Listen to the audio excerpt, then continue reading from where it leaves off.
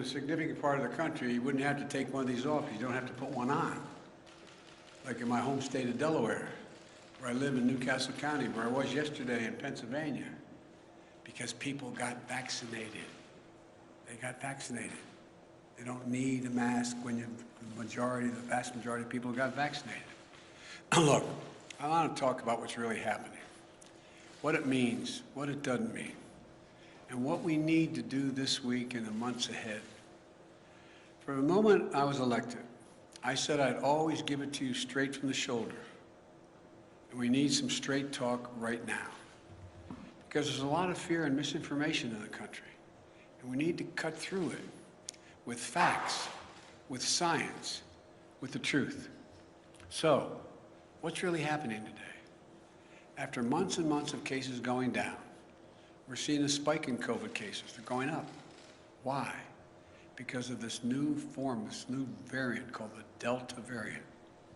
This is a much different variant than the one we dealt with previously. It's highly transmissible, and it's causing a new wave of cases in those who are not vaccinated.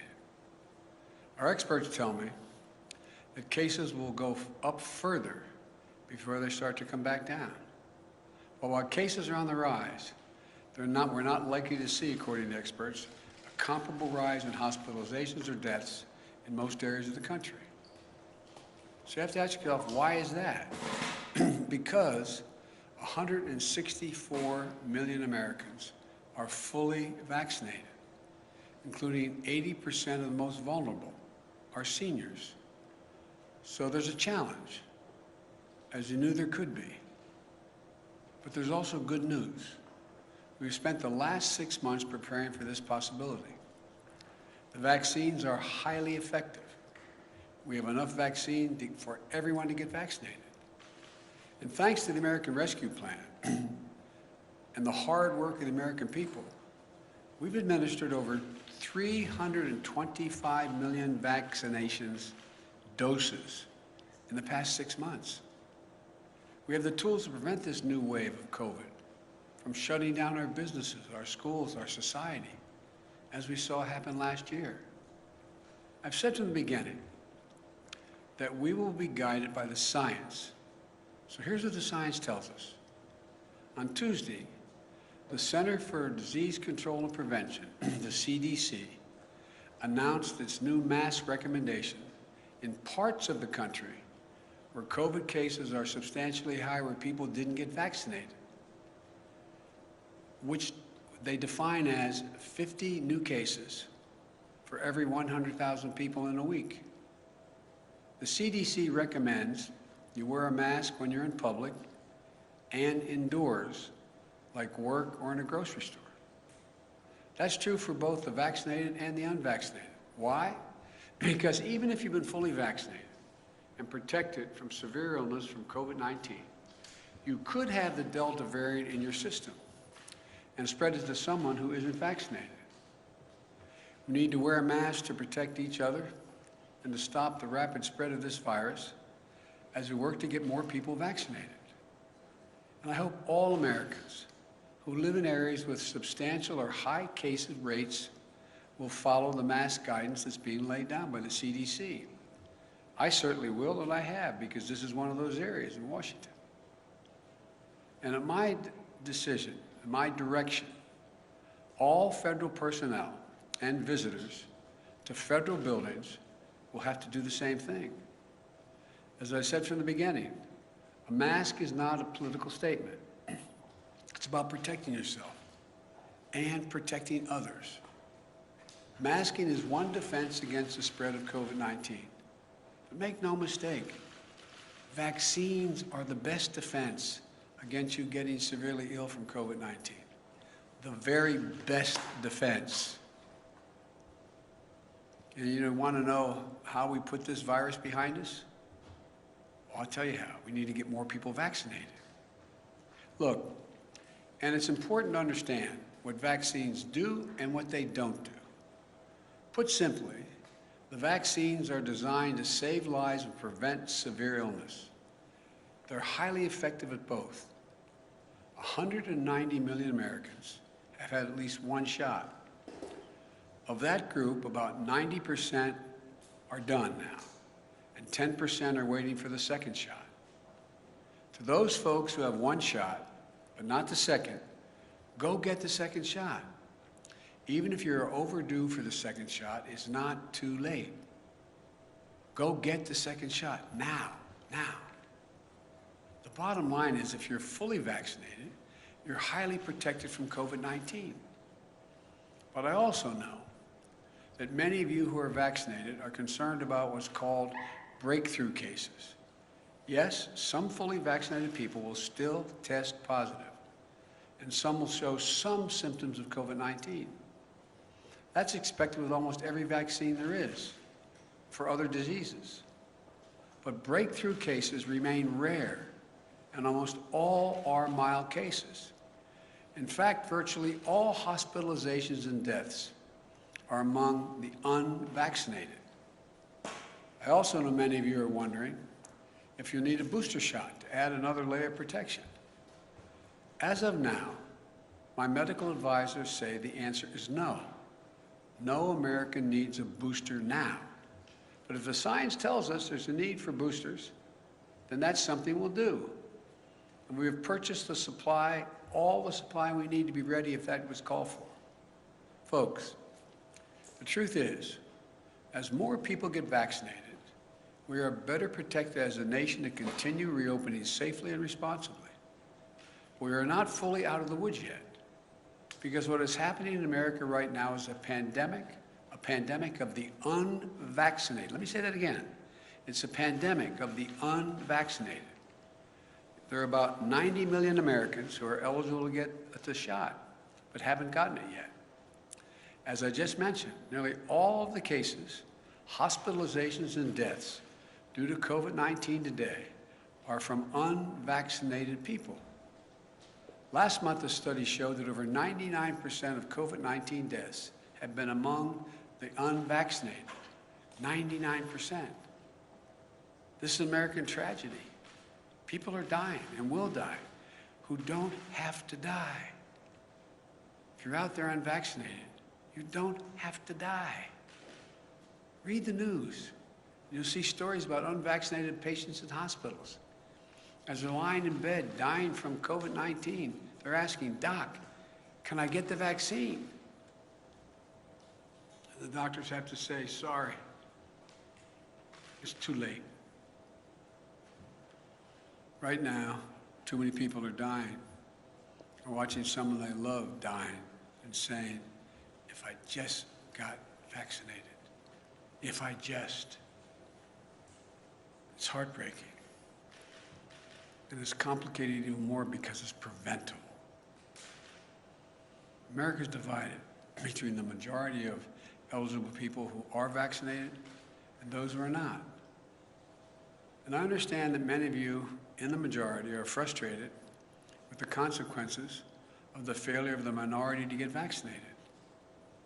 But I want you to know that I'm going to continue to do everything I can to encourage the unvaccinated to get vaccinated.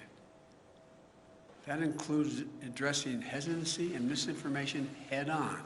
For example, I know some of you who are unvaccinated think the development of a vaccine was rushed, therefore I'm not going to take a chance. As a result, I think it's not safe because it was rushed. I understand. But let me explain. Our top scientists, the National Institute of Health, the NIH, and across the country, got to work applying decades of research. Decades of research. I'm going to repeat that. Decades that had already been done, the research, to develop the COVID-19 vaccine when it hit. In the last 6 months, more than 325 million doses of the vaccine have been administered in the United States, and billions of doses administered around the world. The vaccine was developed and authorized under a Republican administration, and it's been distributed and administered under a Democratic administration. The vaccines are safe, highly effective. There's nothing political about them. Look at all the people who took a shot at it. Later we learned a lot of them had already been vaccinated. From the start, I have to compliment Republican Senate Minority Leader Mitch McConnell. He had made it political. He's encouraged people to get vaccinated and continuing to do so, and his state's in pretty good shape. Alabama Republican Governor Kay Ivey recently spoke out to encourage vaccination, and even the commentators on facts who have been belittling this for a long time, some haven't, but many have, are arguing get vaccinated. Look, this is not about red states and blue states. It's literally about life and death. It's about life and death. That's what it's about. You know, and I know people talk about freedom, but I learned growing up in school and my parents, with freedom comes responsibility. Your decision to be unvaccinated impacts someone else. Unvaccinated people spread the virus. They get sick and fill up our hospitals.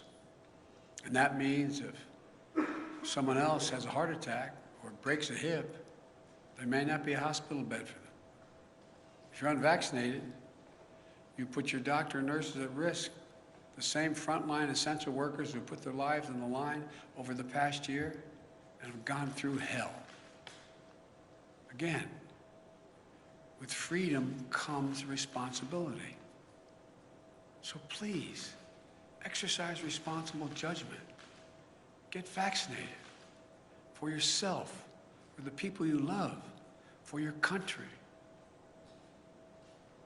I'm being literal when I say this. As I travel the world almost every day, a foreign leader calls me, asking, can I provide his or her country more vaccines? There are people who are desperate for vaccines. I'm doing everything to answer those calls. We're sending millions of vaccines to people around the world. But folks, it's an American blessing that we have vaccines for each and every American.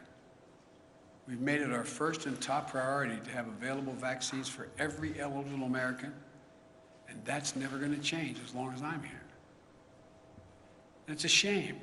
It's just such a shame to squander that blessing. That's why after 6 months of extraordinary work and effort, today I'm laying out additional steps we should be taking to deliver these life-saving vaccines to more Americans. First, we're going to provide more incentives to encourage unvaccinated Americans to get vaccinated. That starts with paid leave to get the shot. We're still hearing that people are unable to get time off from their employer to get vaccinated. Well, this is unacceptable. For some time now, I've said you should be able to get the shot and still get paid. Thanks to the American Rescue Plan, the federal government is fully reimbursing any small or medium-sized business that provides workers with paid time off to get vaccinated. Employers, this costs you nothing. If you haven't given employees paid time off, do it now, please. Today, I'm announcing that we're taking this a step further. The federal government will now reimburse those employers to give their staffs time off, not only to get themselves vaccinated, but also to get their family members vaccinated. That means employers can get reimbursed if they give parents time off with paid time, paid leave, to take their kids or their own parents to get vaccinated. So I'm calling on all employees across the country to give paid time off to get the shot or to help a family member do so. I promise you it will cost you, the employer, nothing. You'll be reimbursed. Secondly, I'm announcing that we'll continue to work with states to encourage unvaccinated people to get vaccinated. In February, the grocery store chain Kroger's offered $100 to their associates if they would get vaccinated, and it worked. Vaccination rates moved up from 50% to 75% among their employees. States like New Mexico, Ohio, and Colorado are offering similar incentive programs that have helped increase vaccination rates. So today, I'm calling on all states and local governments to use funding they have received, including from the American Rescue Plan, to give $100 to anyone who gets fully vaccinated. I know the paying people to get vaccinated might sound unfair to folks who've gotten vaccinated already. But here's the deal. If incentives help us beat this virus, I believe we should use them. We all benefit if we can get more people vaccinated. But in addition to providing incentives to encourage vaccination, it's time to impose requirements on key groups to make sure they're vaccinated. Excuse me. Just this week, we took an important step to protect our veterans. Like many civilian hospital systems are doing, the Department of Veterans Affairs will now require COVID-19 vaccines for doctors and nurses and other healthcare workers who provide medical care for our veterans. We must do everything possible to protect our veterans from getting COVID when they come to get medical care they so richly earned serving their country. We owe them. Next, since many vaccinations are required for active duty military today, I'm asking the Defense Department to look into how and when they will add COVID-19 to the list of vaccinations our armed forces must get. Our men and women in uniform who protect this country from grave threats should be protected as much as possible from getting COVID-19. I think this is particularly important because our troops serve in places throughout the world, many where vaccination rates are low and disease is prevalent. Next, every federal government employee will be asked to attest to their vaccination status. Anyone who does not attest or is not vaccinated will be required to mask no matter where they work, test 1 or 2 times a week to see if they've acquired COVID, socially distance, and generally will not be allowed to travel for work. Likewise, today, I'm directing my administration to take steps to apply similar standards to all federal contractors. If you want to do business with the federal government, get your workers vaccinated. Look at the Chamber of Commerce, representing tens of thousands of American businesses, the National Association of Manufacturers. The Business Roundtable, which comprises of the largest and biggest corporations in America. They're all applauding the actions the federal government is taking and urge them to follow suit. I also commend the National Football League. It has announced that if there are outbreaks among unvaccinated players and personnel, then the team risks forfeiting games. I urge other sport leagues at every level to take every step they can. Every day, more businesses are implementing their own vaccine mandates. And the Justice Department has made it clear that it is legal to require COVID-19 vaccines. We all want our lives to get back to normal. And fully vaccinated workplaces will make that happen more quickly and more successfully. We all know that in our gut. With incentives and mandates, we can make a huge difference and save a lot of lives. I also want to speak to families with children in school. We can and we must open schools this fall, full time. It's better for our children's mental and emotional well-being, and we can't afford another year out of the classroom. Every school should be open, and we're giving them the tools to be able to do so safely. Even in those areas where they have a higher vaccination, they have a higher rate of COVID. Through the American Rescue Plan, we provided schools billions of dollars to implement safety measures, better ventilation, social distancing, and other measures. In March, when vaccinations were scarce, I prioritized teachers and school workers by utilizing our federal pharmacy program.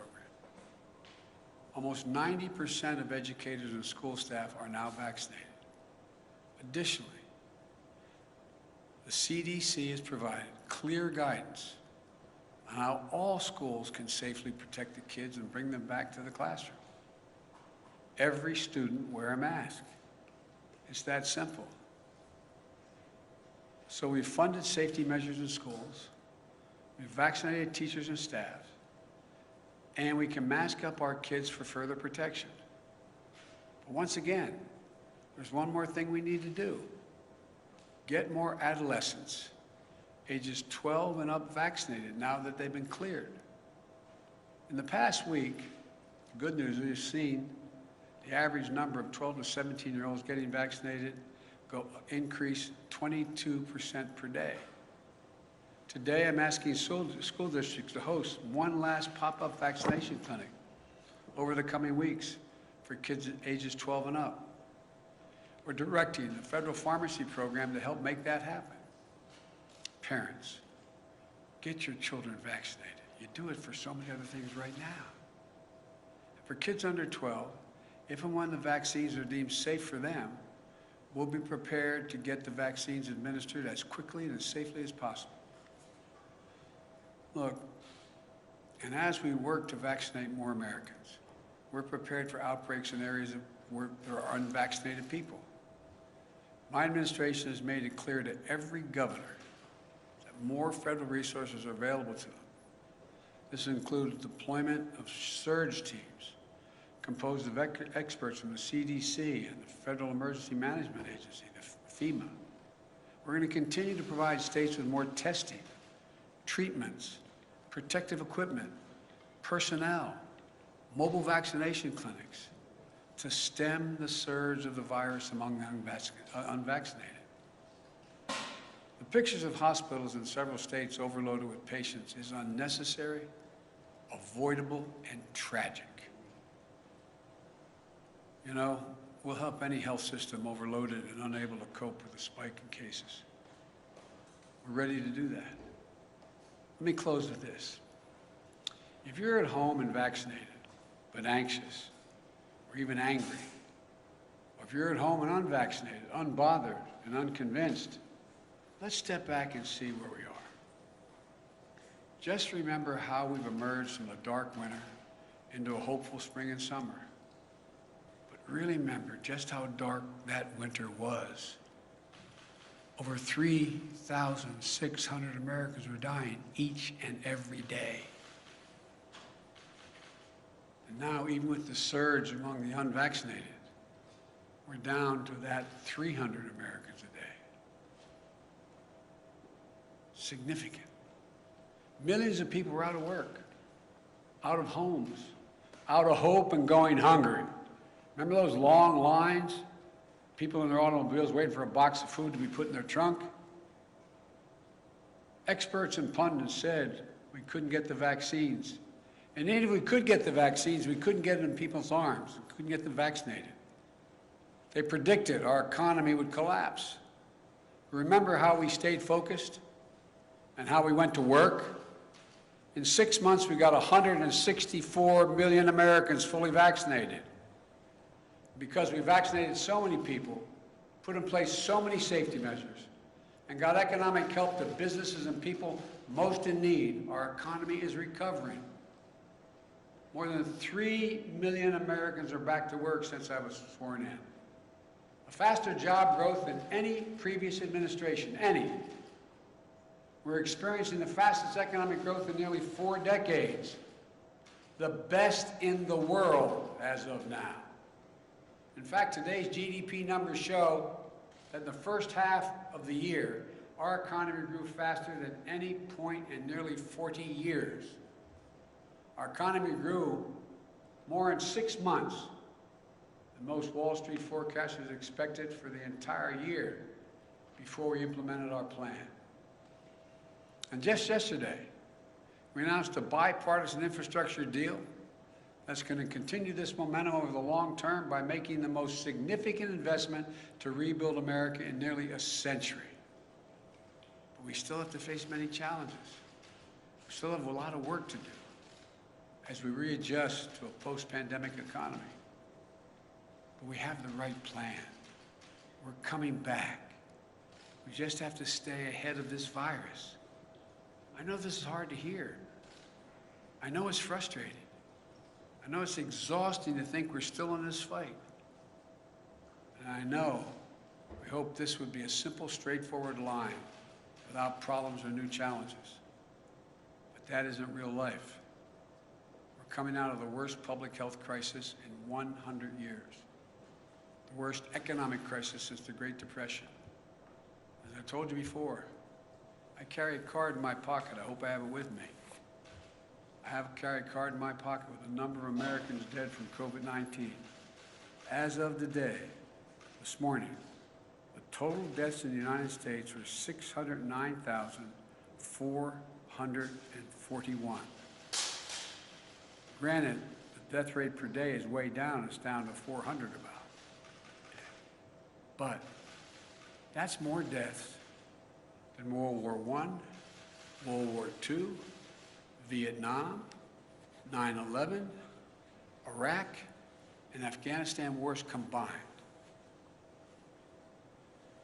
This is as tough as it gets. We're Americans. When we get knocked down, we get back up. That's who we are.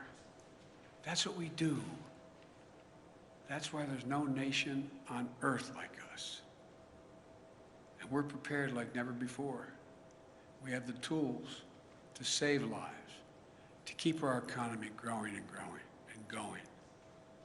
After the past 6 months, following the science, we know we can dramatically lower the cases in this country. We can do this. We brought our economy back to life and we kept it going. We know we can send our kids back to school. We know we can beat this virus. We can do this. We all just have to do our part. My fellow Americans, this nation has never failed. We have come together as the United States of America. So I say to all those who are unvaccinated, please, please get vaccinated. And to the rest of America, this is no time to be despondent or let our guard down. We just need to finish the job with science, with facts, with the truth. And together as Americans, we're going to be able to beat this. May God bless you all, and may God protect our troops. Thank you. Mr. President, why do vaccinated people still need to mask up? Mr. President. How long do you think it might be necessary to wear masks, and at what point do you think people might have to have a booster shot? Thank you. I said in my talk, the booster shot is not needed now. It is possible that it will be needed later. I don't know. The science hasn't dictated that yet. And the first part of your question? How long do you think people might have to wear masks again? Well, if you notice, a lot of places people don't have to wear masks. Let's get that straight. The places where people have gotten vaccinated, where we have a high vaccination rate, people do not have to wear masks at all. Like some of you were with me yesterday when I was up in Lehigh Valley. Didn't have to wear masks there. Don't have to mask if you come home to Delaware with me. I know you love doing that. But you don't have to wear a mask.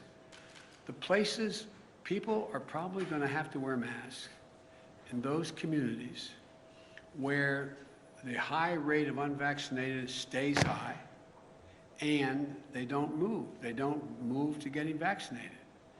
But I think you're going to find the patience of businesses and the patience of a lot of other people running thin. Because the fact is, if you had high vaccination rates, we wouldn't be in this spot right now. Yes, sir. Mr. President, will this set up an American workplace for federal workers and private sector that really is the vaccinated versus the unvaccinated? And is that a pressure you're trying to harness now? Well, no, I'm not. Look, what I'm trying to do is keep people safe. I mean that sincerely. So, if in fact you're unvaccinated, you present a problem to yourself, to your family, and to those with whom you work. Because as pointed out, I was asked the question about why would people who have already been vaccinated get it? Well, you got anywhere from 2 to 3% on average, the last study done, that can still get COVID. They don't get very sick. They don't get hospitalized. It's not serious, but they can catch it. And the concern is they may be able to pass it on. And so that's all being studied right now. But it's the important thing is if people are vaccinated, the transmission rate drops through the floor. And that's all we're trying to do. Yes. Mr. President, thank you. Why not push for vaccine mandates in states, private companies, schools? Do you want to see those entities pass vaccine mandates?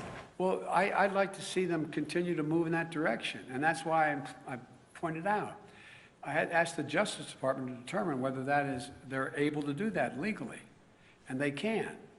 Local communities can do that. Local businesses can do that. It's still a question whether the federal government can mandate the whole country. I don't know that yet.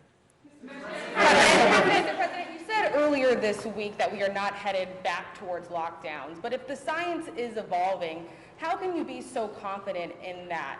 We heard you say weeks ago that the virus was on the run, but Dr. Fauci has also indicated that we are headed in the wrong direction. Well, you know, you're literally correct on everything you said, but it doesn't come to the conclusion you're implying. It is clear that if everybody's vaccinated, the existing vaccines work to prevent death, serious illness, hospitalization. Okay? If tomorrow I could wave a wand and every American was vaccinated, then in fact we'd be out of the woods. Now, can something else happen a year from now? Can there be a different virus? Can there be something? It's possible. But I'm talking about COVID and the existing variants that have come forward so far. So it's a simple proposition. If you're vaccinated, you find yourself in a situation where you are highly unlikely, even if you somehow get the virus, very small percentage do, that you are not going to be hospitalized, you're not going to be on a ventilator, you're not going to be sick, but you could be in a position to possibly spread it to someone who wasn't if you have it in you. Yes. Thank you so much, Mr. President. Thank you. I wanted to ask, why not require that the people show proof that they're vaccinated? And also, if you could just, with the 4 million, how much of an impact do you think this will have? Do you have a projection, sir? A projection on what? On how many people will get vaccinated by putting in this system? No, I'm not going to get in the business of projecting. Exactly how many people are likely. All I know is that we go through these periods, then we run up against a wall, then something happens where people realize, oh my Lord, this is really a problem, and they begin to see things. Look, the fact that a lot of your friends are now saying, get vaccinated, who were before saying, this is not a problem, this is all a Democratic thing, with a small d and a capital D. I mean, there's a lot changing. People are becoming aware. The more aware they become, then we have these surges of people going out and getting vaccinated. And it just keeps building. I'm sorry, sir. What about what? What about requiring proof, sir? Well, there's two ways to do it. I think you're going to see some institutions doing that. Like you're going to fly abroad, you're going to have to have proof. You're not just going to be able to say, yeah, I got tested. You got to provide proof.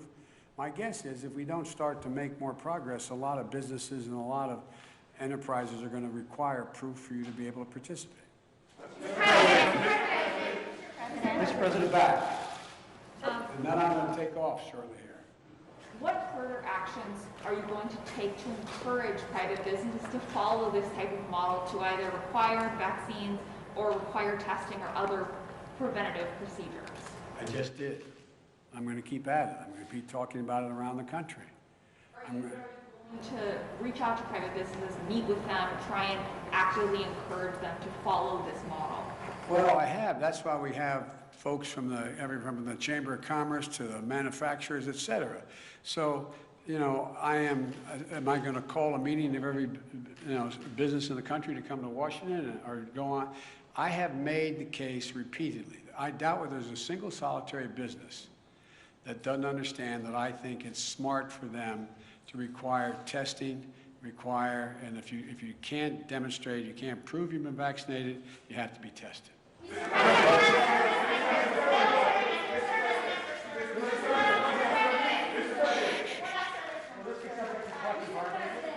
Secretary Austin said he was already considering considering mandating the Yeah. vaccine after it was fully approved. Would you like to see the mandate go into effect before full approval, and do you think he's open to that?